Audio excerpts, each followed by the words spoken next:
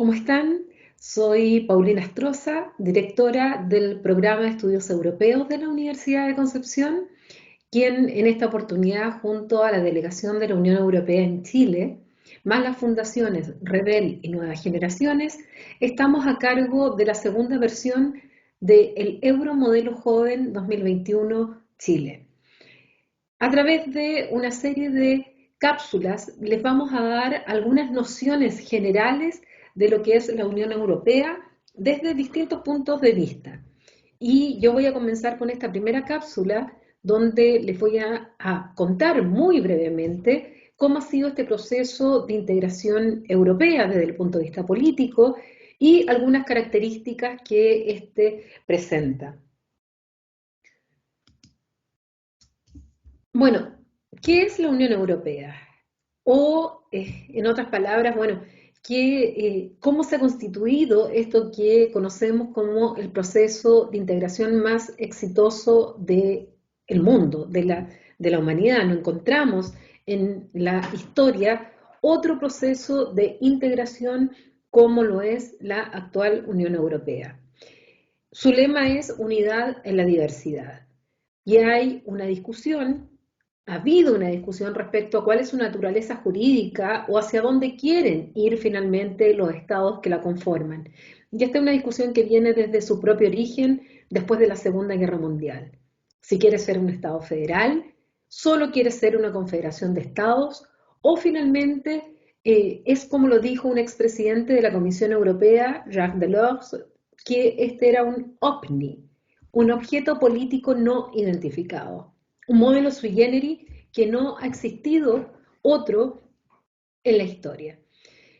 La Unión Europea es una asociación económica y política muy singular que hoy día cuenta con 27 países del continente europeo y que en conjunto bueno, conforman gran parte de este continente. Sabemos que a partir del año pasado ya el Reino Unido deja de ser parte y por lo tanto de 27 estados pasan a ser, de 28 estados pasan a ser 27.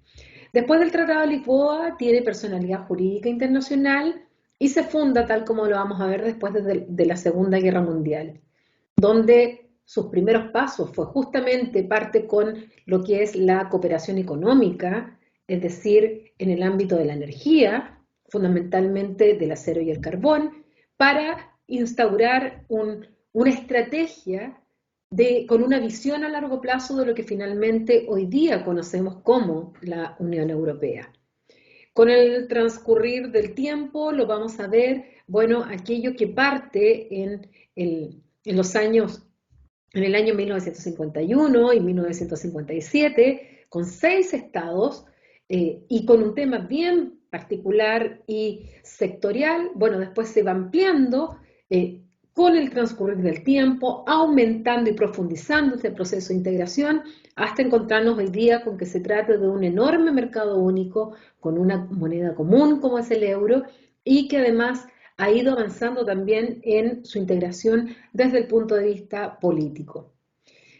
Este proceso de integración ha generado en un continente marcado por las guerras un espacio de paz, de estabilidad y de prosperidad durante más de medio siglo. La verdad es que si uno se ve la historia, cuando uno generalmente le enseña la historia universal, historia europea, finalmente es la historia de guerras. Sin embargo, a partir de este proceso de integración después de la Segunda Guerra Mundial, con la gran excepción y lamentable excepción de la guerra de los Balcanes, el continente europeo ha estado efectivamente en paz, luego de haber sido testigo, sobre todo de las 2 guerras mundiales y haber surgido estas guerras justamente como guerras intraeuropeas para transformarse finalmente en guerras mundiales. Gracias a la supresión de los controles fronterizos entre los países de la Unión Europea, también se puede viajar libremente en la mayor parte del continente y siendo también mucho más fácil de vivir y trabajar en el extranjero, pero dentro de Europa a través de esta ciudadanía europea. La Unión Europea se apoya también sobre un concepto muy importante que ha estado en cuestión este último tiempo, que es el del Estado de Derecho. Y tal como lo vamos a ver, en los tratados constitutivos se establece justamente dentro de sus valores y sus bases fundamentales que este se basa en un Estado de Derecho, en la democracia, en el respeto de los derechos humanos. Uno de los principales objetivos, tal como lo decía, es justamente promover los derechos humanos, tanto en el interior de la Unión Europea como también en el mundo. Y aquí hablamos de la dignidad humana, la libertad, la democracia, la igualdad, este Estado de Derecho al cual les señalaba, y el respeto de los derechos humanos, ya que son sus valores fundamentales. Yo les decía que esto últimamente ha estado en tensión y fundamentalmente hay dos países que han entrado en tensión en este aspecto, que son Polonia y Hungría, donde ya las instituciones de la Unión Europea y al mismo tiempo los otros Estados miembros están tratando que estos estados que se han ido alejando de estos valores fundamentales y fundamentalmente de lo que es el Estado de Derecho, bueno, vuelvan a cumplir con estas normas. La Unión Europea cuenta con a través del Tratado de Lisboa, que fue muy importante después del rechazo de la Constitución Europea, con toda una transformación de su estructura que venía desde el origen y con algunos cambios con los distintos tratados constitutivos, y se le da la actual estructura, que algo vamos a ver, y también podemos mencionar que tiene una Carta de Derechos Fundamentales y se han ido estableciendo instituciones que jurídicamente tienen competencias para poder tomar decisiones dentro de estos 27 estados. También existe este mercado único, que es el principal motor económico de la Unión Europea y que hace que existan 4 libertades en este mercado único, que es la libre circulación de mercancías, la libre circulación de servicios, de personas y de capital dentro del espacio de este mercado único. Hubo intentos en el pasado de una unidad europea. Hay pensadores que planteaban esto de la unión, de una unidad europea, de una Unión Europea. Pero fue fundamentalmente después de las guerras mundiales que los europeos se dan cuenta de su incapacidad de haber podido controlar a tiempo fundamentalmente los nacionalismos extremos que llevaron a una lucha entre los propios europeos. Y esta lucha principalmente se daba entre Francia y Alemania. Entonces, este proyecto de la Europa Unida durante mucho tiempo no fue posible realizarlo, pese a que había movimientos paneuropeos, pensadores, filósofos que planteaban que existiera esta construcción. Después del término de la Segunda Guerra Mundial es muy importante porque los europeos se dan cuenta definitivamente de su debilidad. Durante mucho tiempo el mundo fue eurocéntrico, es decir, que las decisiones estaban y se tomaban por las grandes potencias, que en esa época eran europeas. Durante muchos siglos fueron los europeos. Sin embargo, después de la Segunda Guerra Mundial, esto cambia, el escenario cambia para encontrarnos en un contexto en el cual, por un lado, surgen los Estados Unidos en el bloque occidental como líder y por el lado soviético de la Unión Soviética. Y los europeos, por sus propias rivalidades internas, sencillamente dejaron de ser las grandes potencias que determinaban el devenir o el futuro del mundo. Se dan cuenta de este escenario internacional, toman conciencia de lo que significa esta rivalidad franco-alemana y se dan cuenta que es necesario vivir todo un proceso de reconstrucción después de ambas guerras, sobre todo después de la segunda, que fue más mundial que la primera y fue muchísimo más trágica para el continente europeo, pensando en la cantidad de muertos, de destrucción, de heridos, de de cómo finalmente el principal escenario de este conflicto bélico fue justamente Europa. Entonces, aquí vienen los visionarios, aquellos que tienen esta idea de largo plazo, estratégica, de pensar cómo tener un continente en paz, en el cual haya justicia, donde haya libertad, pero también haya prosperidad económica, donde haya un bienestar para estos estados que luego de la guerra, de las guerras, habían quedado en absoluta destrucción.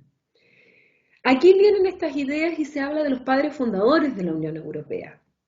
Aquí tienen algunos de ellos como el primer canciller de Alemania, Konrad Adenauer, después de la Segunda Guerra Mundial, Robert Schuman, quien ministro de Relaciones Exteriores de Francia, Jean Monnet, también ministro de Francia, Alcide de Gasperi, que es italiano, también dentro de aquellos que pensaron en cómo hacer que fuera este proceso de construcción. Y también encontramos la foto de Winston Churchill.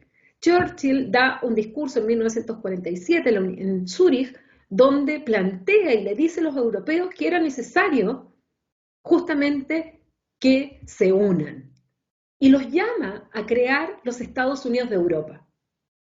Sin embargo, ya en aquella época, Churchill dice que el Reino Unido no va a ser parte de este proceso, pero que sí llama fundamentalmente también a los franceses y a los alemanes a que avancen en esta unidad para poder reconstruir el continente y poder surgir o resurgir de las cenizas de la guerra.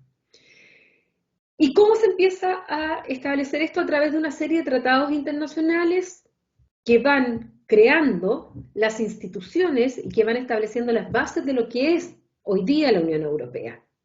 Se parte en los años 50 y el primer tratado que se celebra es en 1951, donde se crea la primera comunidad europea, que es la Comunidad Europea del Carbón y el Acero. Y en 1957 se celebran los tratados de Roma, donde se crean las dos siguientes comunidades europeas: la Comunidad Económica Europea y la Comunidad de la Energía Atómica, la Comunidad Europea de la Energía Atómica o Euratom. Y ahí tenemos las tres comunidades europeas. ¿Qué países formaron parte de este inicio? El núcleo importante que había que unirlos para evitar justamente que volvieran a enfrentarse, que era Francia y Alemania. Junto a Francia y Alemania se unieron también los países del Benelux, Bélgica, Países Bajos y Luxemburgo. Y además, Italia. Son 6 los países entonces que inician este proceso de construcción europea. Después vamos a ver que estos países se van ampliando. Y van celebrando una serie de tratados que se llaman los tratados constitutivos de la Unión Europea. El Acta Única Europea en 1987, el Tratado de la Unión Europea en Maastricht, donde ahí se crea la Unión Europea, porque hasta ese momento se hablaba de las comunidades europeas. En 1997 el Tratado de Ámsterdam, el 2001 el Tratado de Niza, el 2007 el Tratado de Lisboa, que entra en vigor en 2009 y que da origen, por lo tanto, a los tratados que hoy día rigen a la Unión, el Tratado de la Unión Europea y el Tratado de Funcionamiento de la Unión Europea.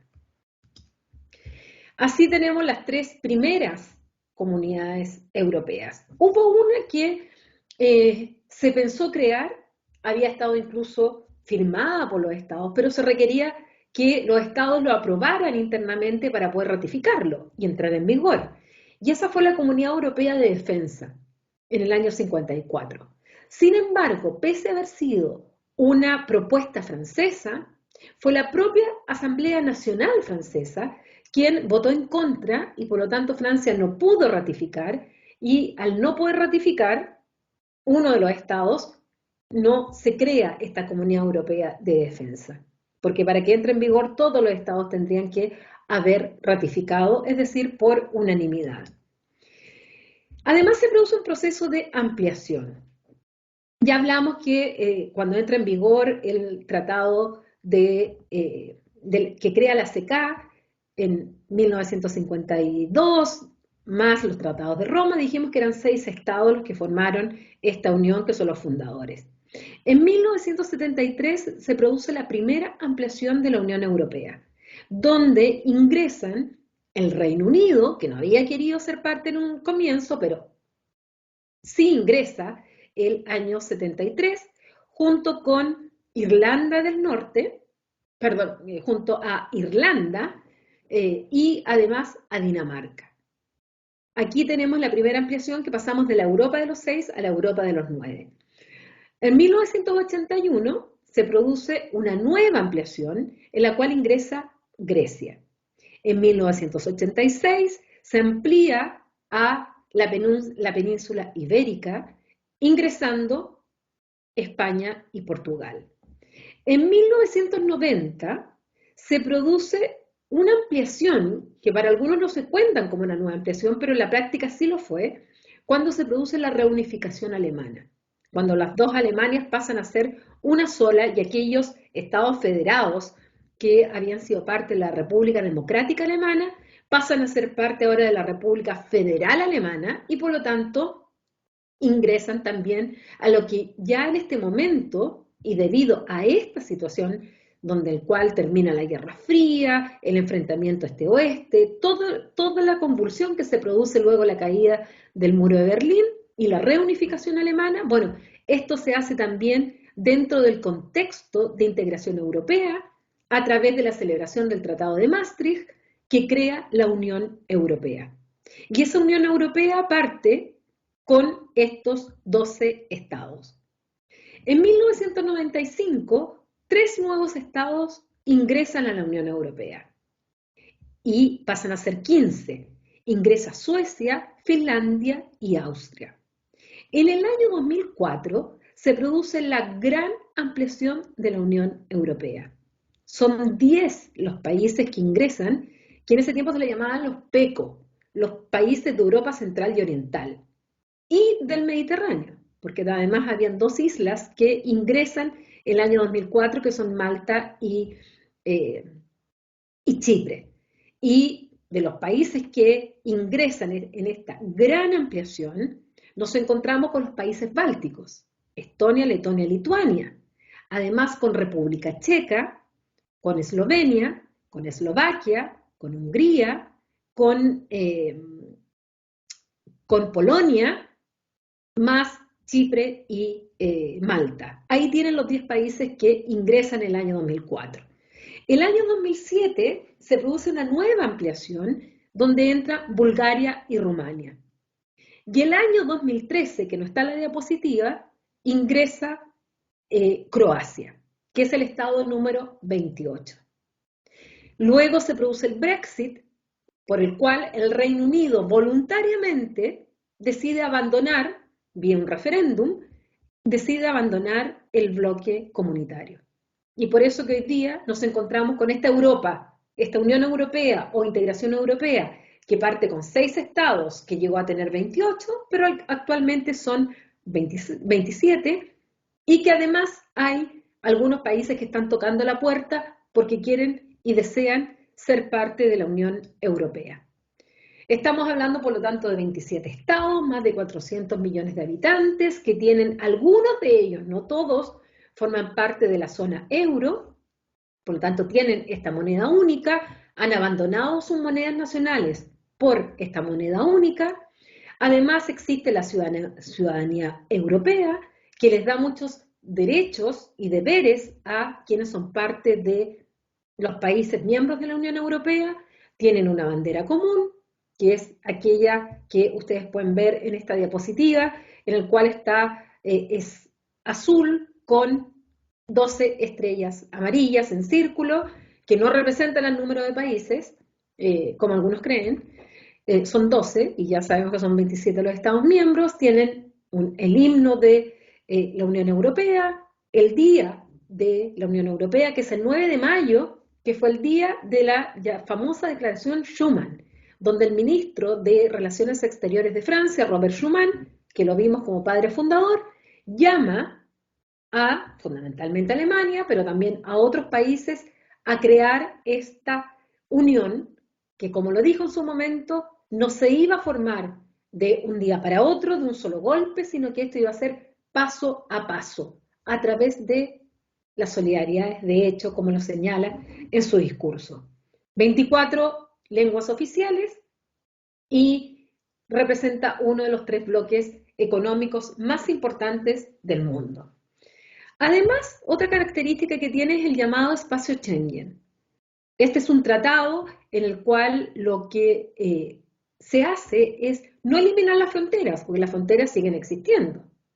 Lo que se hace es eliminar los controles fronterizos, es decir, se sacan todos aquellos controles donde anteriormente si uno quería viajar de un país a otro dentro de Europa, tenía que llegar a un control, mostrar su pasaporte, todo eso desaparece para aquellos que ingresan o son parte del Tratado de Schengen. No todos los países de la Unión Europea son parte del Tratado de Schengen.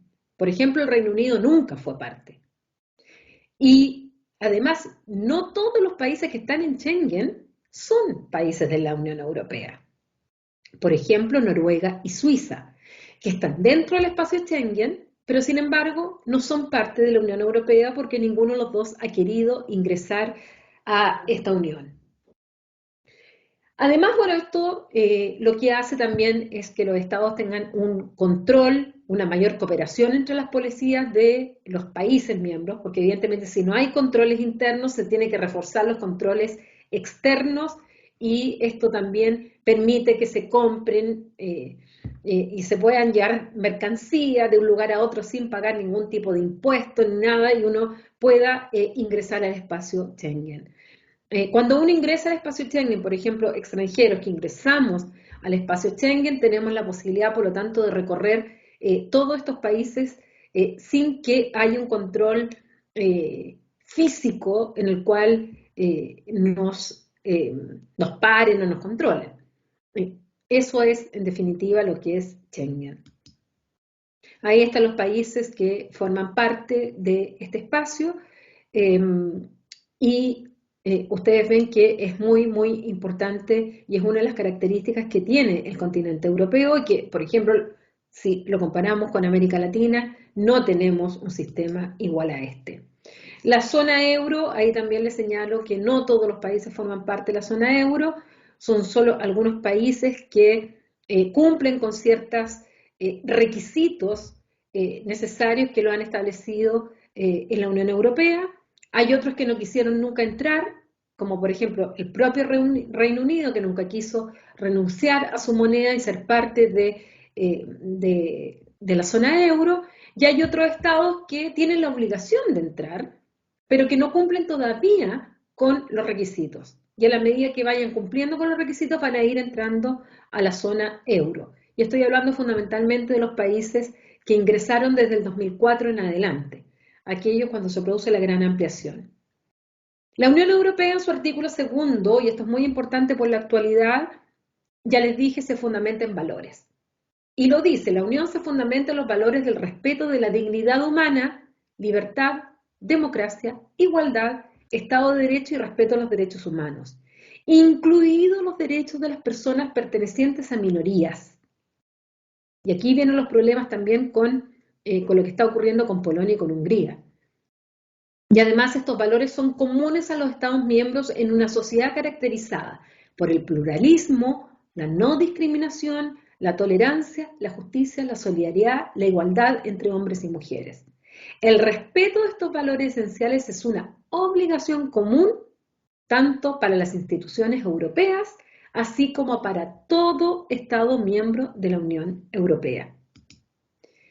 El artículo 3 habla de los valores de la Unión, y aquí solo mencionárselos: promover la paz y sus valores, el bienestar de sus pueblos, ofrecer un espacio a sus ciudadanos de libertad, seguridad y justicia sin fronteras interiores, el mercado interior, esta unión económica y monetaria cuya moneda es el euro, sus relaciones con el resto del mundo, donde la Unión afirmará y promoverá sus valores e intereses y contribuirá también a la protección de sus ciudadanos. La Unión perseguirá sus objetivos por medios apropiados de acuerdo a las competencias que se les atribuyen en los propios tratados.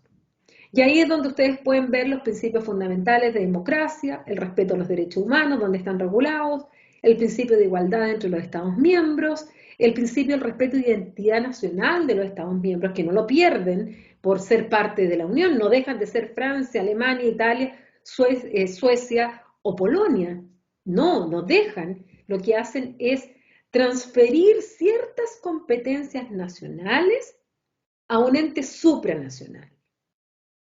Eso es integración para los europeos. Cuando los estados renuncian a ciertas competencias que la soberanía les entrega para entregárselo a una institución supra. Hay otras competencias que son compartidas, tanto entre la Unión con los estados miembros, y hay competencias que siguen siendo de los estados miembros. Esto lo verán más adelante cuando en las otras cápsulas les expliquemos más sobre el derecho europeo. El principio de la solidaridad entre los estados es muy importante porque aquí no hay una asimetría entre todos los estados. Nos encontramos con el estado que evidentemente es el motor económico, es la locomotora de la Unión Europea como es Alemania, y nos encontramos con estados que tienen un desarrollo económico muchísimo más débil, pero que sin embargo por este principio de solidaridad justamente se trata de distribuir también los beneficios de la Unión entre todos los estados. Existe el principio de transparencia y la proximidad, sobre todo en el tema de la toma de decisión y la cercanía con la ciudadanía. Existen distintas instituciones de la Unión Europea que lo van a ver más adelante también en las siguientes cápsulas que vamos a poner a disposición de ustedes y donde van a entrar ya a estudiar más algunos de ellos o a mencionarlos, porque la verdad son pequeñas cápsulas que nosotros estamos poniendo a disposición de aquellos que quieren ser parte del Euromodelo 2021. Dentro de las características del funcionamiento nos vamos a encontrar con un Consejo Europeo que reúne a los líderes nacionales y europeos, donde están los jefes de Estado y de Gobierno de los estados que son miembros de la Unión Europea y que establece las prioridades generales de la Unión. Además existen los eurodiputados o los parlamentos o los europarlamentarios de esta segunda institución que es el Parlamento Europeo, que son elegidos directamente por los ciudadanos y que representan a los ciudadanos europeos. Está la Comisión Europea, que sería una suerte de gobierno o de ejecutivo de la Unión Europea, aunque no tiene las mismas características de un gobierno o de un ejecutivo de un Estado miembro o de cualquier Estado. Pero lo podemos asimilar y son nombrados por los gobiernos nacionales y está conformada esta Comisión Europea por un comisario o comisaria de cada uno de los Estados miembros. Por lo tanto, hay 27. Y deben promover los intereses de la Unión Europea en su conjunto. Velan por el interés de la Unión Europea, no de sus Estados miembros. Y por último, están los gobiernos, están los estados que forman parte y que defienden sus intereses nacionales de sus propios países en el Consejo de la Unión Europea, que es otro órgano de otra institución dentro de esta Unión Europea. Aquí vemos tres instituciones fundamentales: el Parlamento Europeo, que representa la voz del pueblo, que es elegido directamente por los ciudadanos y cuyo presidente actual es David Sassoli, quien es italiano. Está el Consejo de Ministros, que representa la voz de los Estados miembros, que actualmente el presidente es Charles Michel, que es belga, ex primer ministro de Bélgica. Y por último, tenemos a la Comisión Europea, que ya les dije que representa el interés común de la Unión y que por primera vez tiene una presidenta, que es Ursula von der Leyen, que es ex ministra de Defensa de Alemania y que ha asumido el cargo por el periodo actual. Respecto a cómo se hace esta legislación de la Unión Europea, bueno, ustedes lo van a ver en unas cápsulas más adelante. de mis colegas, donde van a ver que se trata de todo un proceso en el cual intervienen las instituciones para que finalmente se dicten las normas de la Unión Europea. Hay un Tribunal de Justicia, que es el Tribunal de Justicia de la Unión Europea, que tiene su sede en Luxemburgo y que es aquel que le corresponde justamente aplicar, interpretar los tratados constitutivos de la Unión Europea, es decir, el derecho europeo. Con esto yo termino esta brevísima explicación de lo que ha sido el proceso de integración.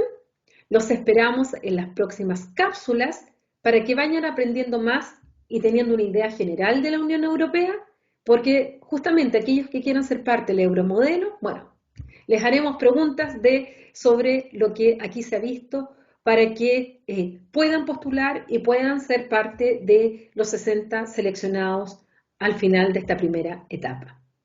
Muchas gracias.